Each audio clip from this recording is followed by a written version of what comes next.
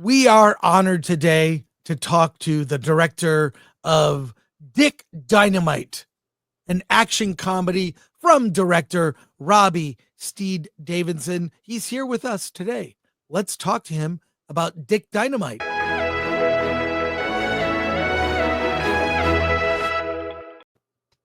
Hey, Robbie.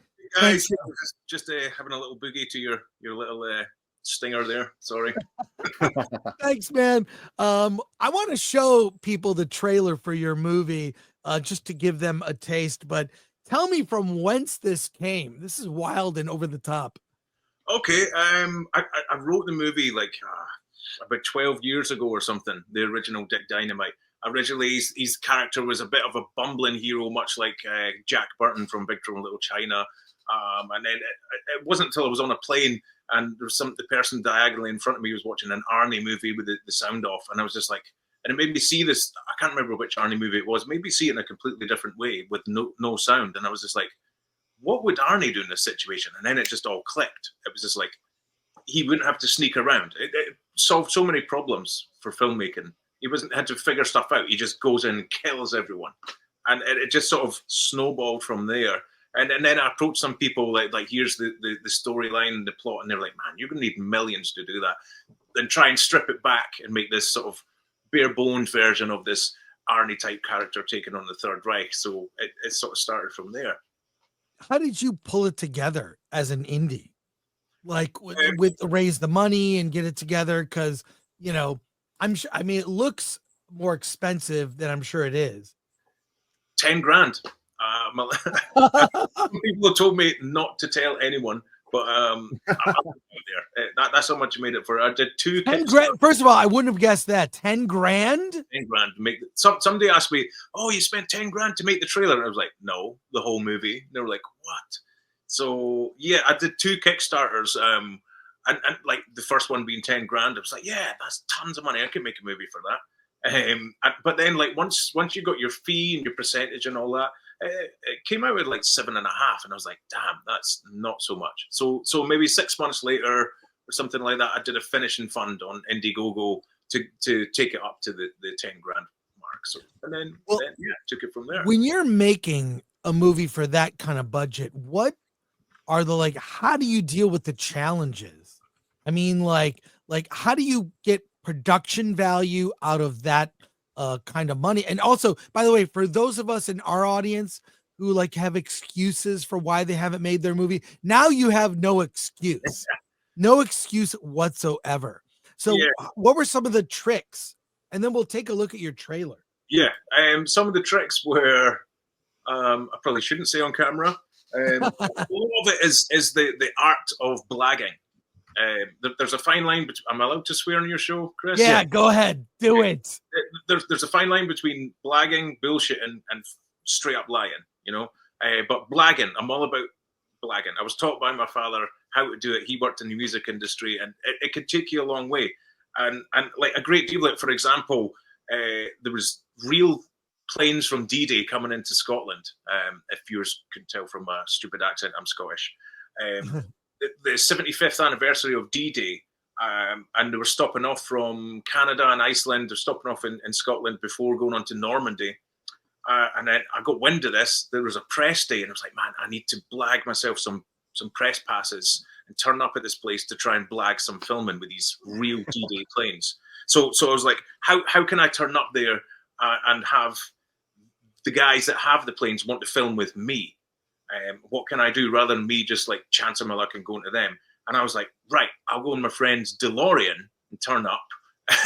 And so I turn up on the tarmac on the runway, these beautiful C-47s, and all the pilots come running over and they're like, wow, a real DeLorean, no. And I was like, can I get my picture with it? It was like, well, can I film in your plane?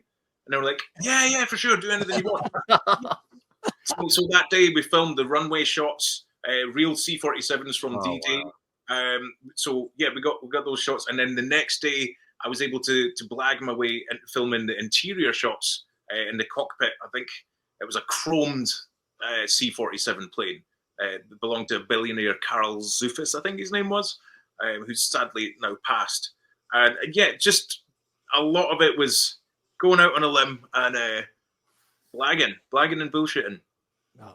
Well, let's take a look at the trailer. I've got it right here. Cool. And this is actually from the Film Threat Trailers channel. Yeah. I don't know if you knew that existed, but let's take a look at the trailer for Dick Dynamite 1944. Here we go. Watch this. He's always my favorite.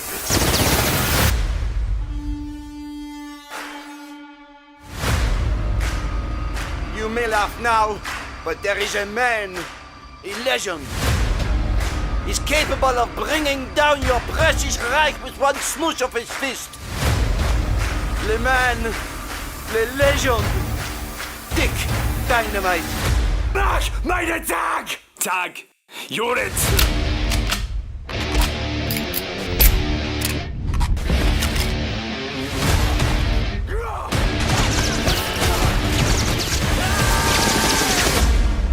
A Nazi party. My favorite. We believe the Nazis are constructing the biggest jet-propelled plane the world has ever seen. That's why we're sending in you and your team. You and your dirty half a dozen are gonna escort Wachowski to the site to get concrete evidence of the bomber and back again before you can say Adolf's your auntie. No, thank you. I will not be partaking in any such activities. I love this new guy. Buckle up, sweetheart. What the hell are they?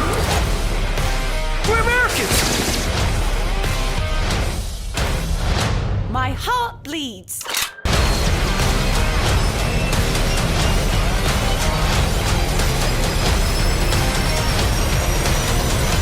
Dynamite! Remind me of your name one more time. Dick Dynamite.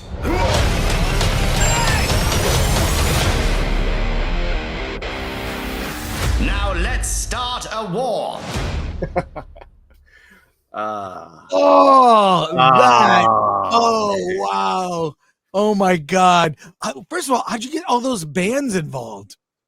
So I come from a touring background. I played guitar for punk band Exploited for a long time, and I played with Billy from Biohazard and a Canadian band, the Real Mackenzie. So I toured for years and years, and a lot of the time, if a band was coming into Edinburgh or something, like for instance the Dwarves, so you've got Black Dahlia and you've got Nick Oliveri playing bass, who's in Queens of Stone Age and all that, right?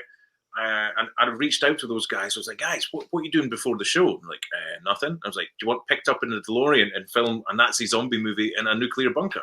And they're like, yeah, because there's a lot of time being on tour, right? So a lot of cases, I would blag again, something like that. But a lot of them I filmed on tour, and I blue screened them in. Like I took one change of clothes for a whole tour. It was like a package tour. It was like 10 bands in it or something. And my suitcase was just uniforms and helmets and a blue screen and camera, and just one sweaty, stinky change of clothes for a whole tour. So most of these guys were blue screened on tour, and they were sort of put into the fight audience for the boxing match scene. Oh my God, this is amazing. It's out now. I want to let people know it's out now to buy or rent on VOD. It's out and available to see. We've got over 1,000 people watching live. We've got comments from our chat. Do you want to see some of the comments here? Only if they're nice, like people, nice. Like, people don't realize, they take shots like, oh, this film looks shit. It's like somebody made that. They've got feelings, and it's no. Look at this volume dealer. Oh shit, Ryan Landis, money well spent. Cheers, dude. And I've also asked, where did you get so many period costumes and uniforms? It was the local branch of Antifa. What? Jokes. Initially, it was I got in touch with reenactment groups. These guys love to dress up, so it was just like, right, if these guys love to dress up, want to be in a movie, they're like, they jump at the chance, because that's what they love doing. And then over the course of things, I got a lot of cheap things. Like you can't really see a lot of the gore in the trailer, right? There's a lot of gore, a lot of blood. There's no zombies in this trailer actually. And what we did, I bought like German police uniforms. You tart them up a bit. They look okay. but they were super, super cheap. But for when people get blooded, you know, the Germans, we were able to just ruin these German police uniforms. So that was kind of cool. And then toward the end of filming, during lockdown, if you remember those great times,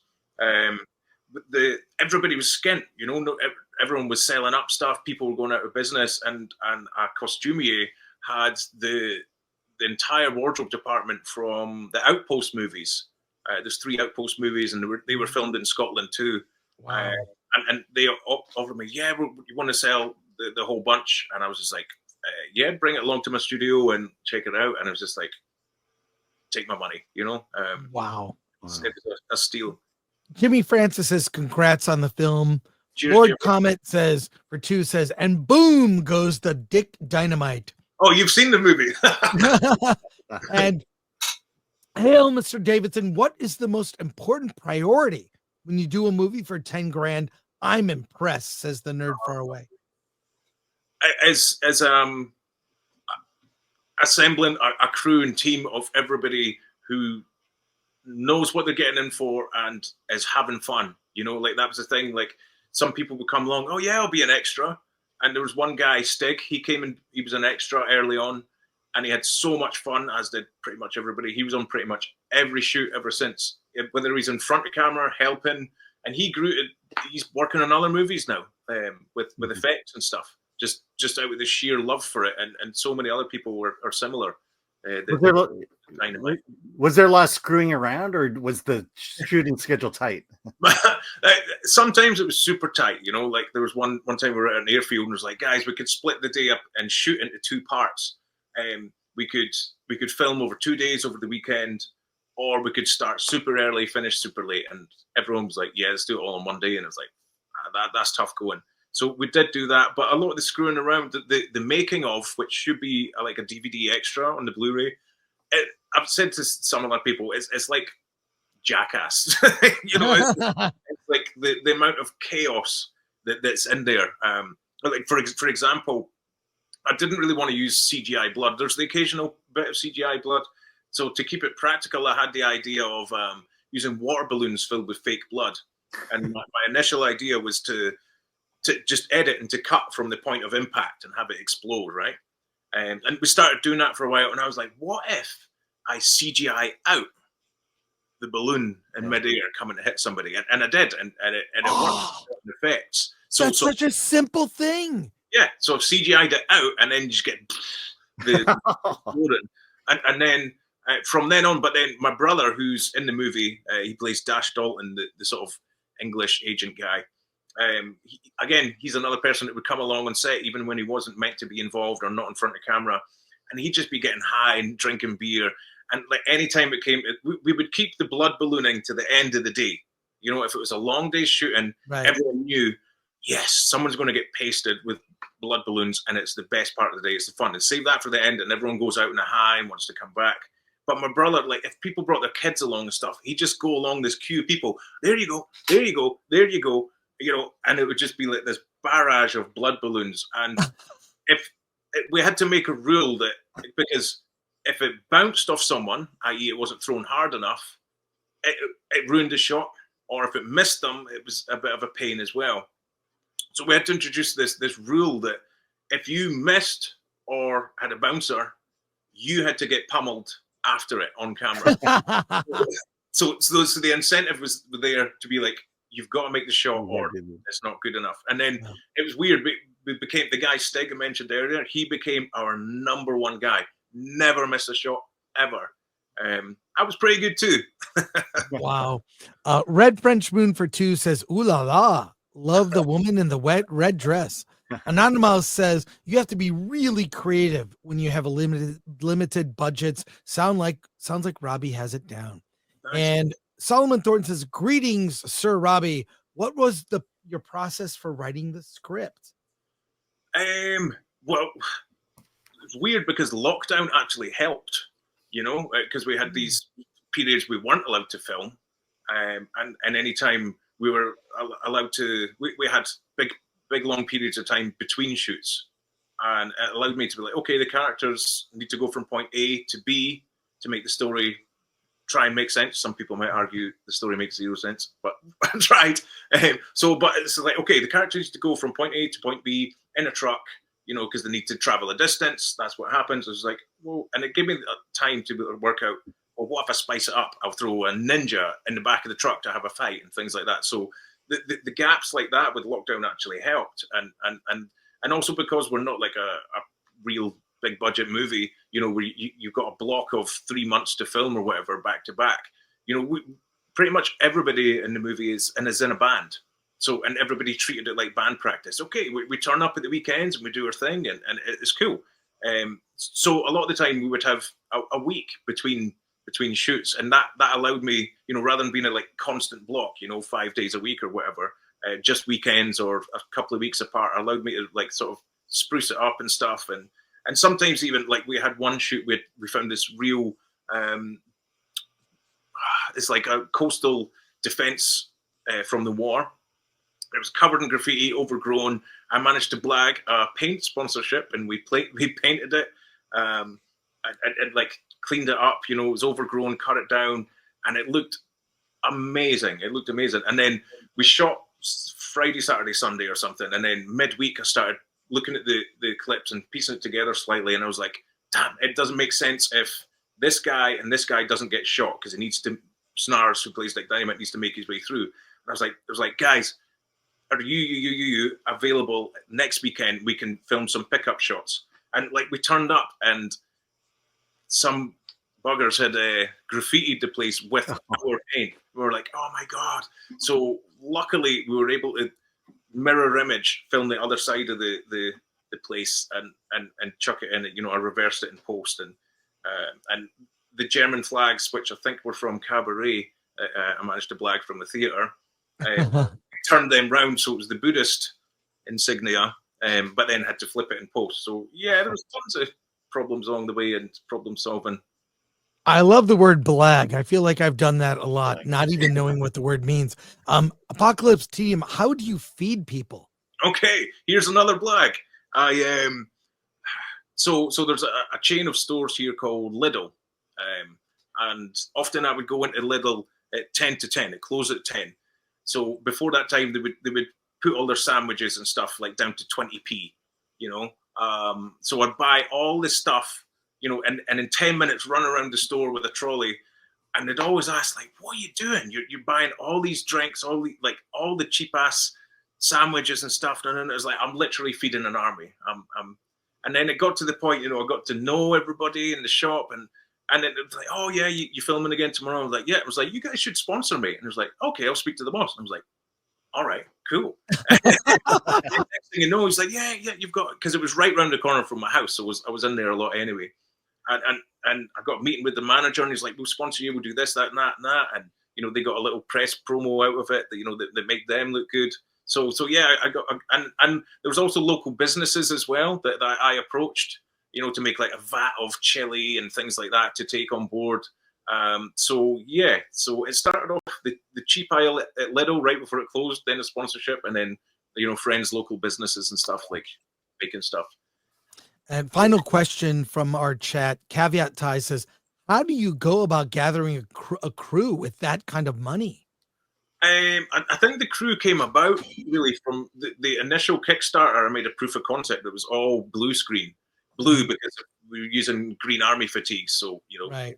A floating head if we use green screen. Yeah. So entirely blue screen, and then use that as the platform for the Kickstarter. And then people came on board. They're like, I love the look of this. I want to come on board. And it was sort of like, even one of my main camera guys, Ian, I knew him from high school, but we didn't touch base until 5 years ago when we started making the movie. And he was like, he's a filmmaker too, and his stuff's awesome. He's making a movie, Goodman. You should check it out. It's like if Jim Henson made a movie about the Highland clearances. It's insane. He's making it all himself. So it was just sort of using these platforms to get people to come on board. That's amazing. The movie is out now, made for 10 grand. Oh, wait. Bimo Better says interviews like this is why we love watching Film Threat. Yeah. Thank you, Bimo Better. Robbie, congratulations on the movie. Dick Dynamite is out now.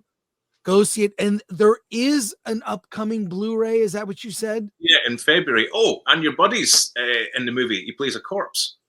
Who? A fellow Scotsman. Oh, Graham Ray? No. No, okay. Another Okay. Scotsman. Podcaster. Who? He's a Oh, podcaster. wait. Critical Drinkers in the movie? He plays Oh, my God. Oh, that's awesome. Yeah, he That's plays a awesome. Well, all right. We will hold out for the Blu-ray in February. Dick Dynamite is out now. Robbie, thank you so much for joining us on the show. Congrats on the movie. It is a fantastic achievement, having made films myself, and appreciate all the tips. Yeah, that's an honor for me. For you to say that. That's crazy. Great. Have a great holiday. Take care. You too. Cheers, guys. Thanks.